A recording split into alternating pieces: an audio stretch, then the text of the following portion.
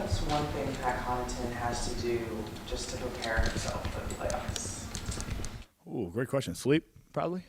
Sleep's good. Lift, get some shots up. For me, I would say it's more just about preparing mentally than physically. Making sure my body's right is something that I try to do, obviously, throughout the season. And you could argue can sometimes be harder to do throughout the season with travel and back-to-backs and things like that.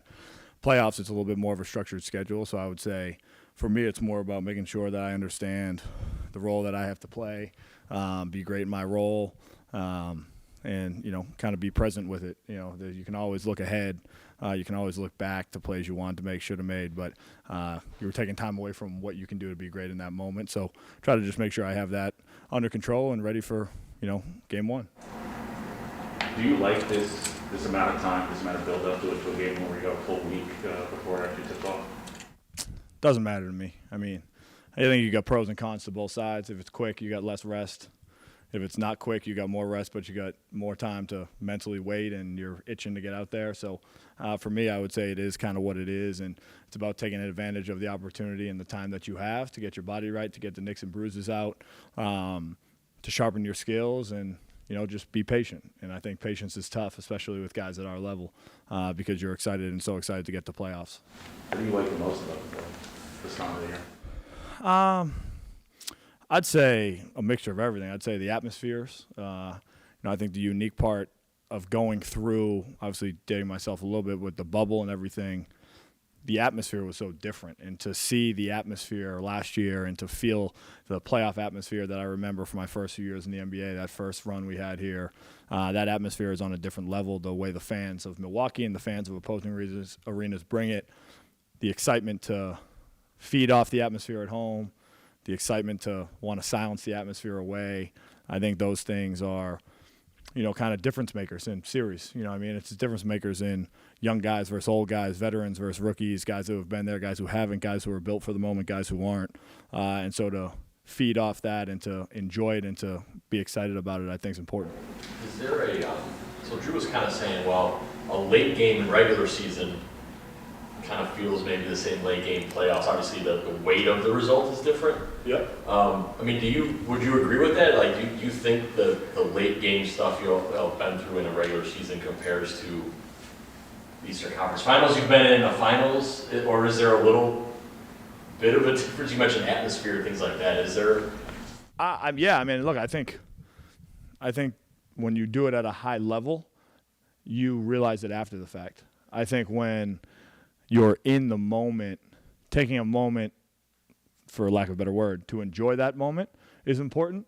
But I think you start to think about the gravity of the situation. You start to think about what the result means.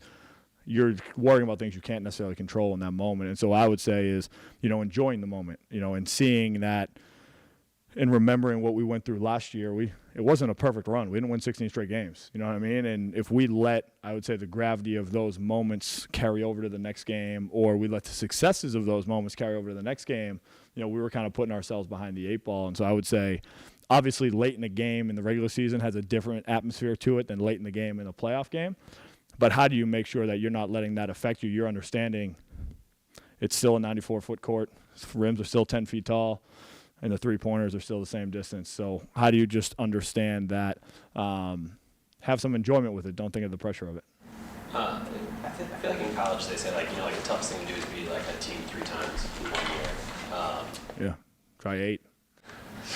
That's what I'm saying. What is it like to play a team that obviously you guys know incredibly well in division, you've had success against, and, maybe not overlook them, or just still kind of have that same level of preparation that you need? I think understanding that and focusing on the things that we need to do for ourselves. I think worrying a little, obviously know your personnel, KYP, understand who you're playing, do all the preparation stuff mentally, scouting report-wise that you have to do.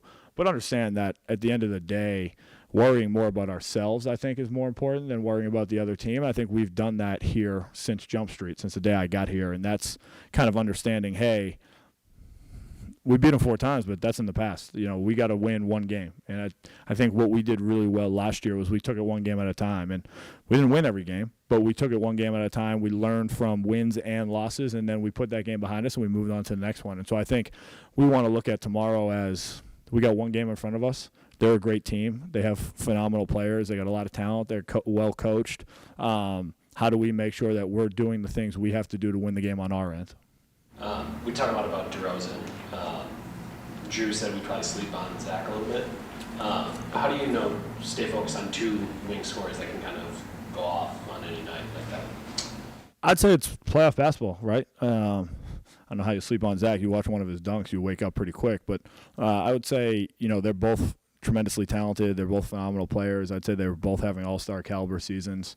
And understand they both have the ability to go off at any given time. And I think when it comes to playoff basketball, that's what you're going to face on a nightly basis no matter who your opponent is. There's usually 2 to 3 guys that you really need to worry about having the ability to fill it up, and sometimes more, right? And so I would say understanding and having that appropriate respect for what Zach can do, what DeMar can do, what Vujacic can do. They got a lot of guys over there that can get hot. That can. Kobe White, I mean, he's hit 5-6 threes on us in games in the past. So just understanding and knowing the personnel and knowing their strengths, knowing what they like to do, knowing what they like to do a little less, and trying to make sure that we're making it hard on them each possession.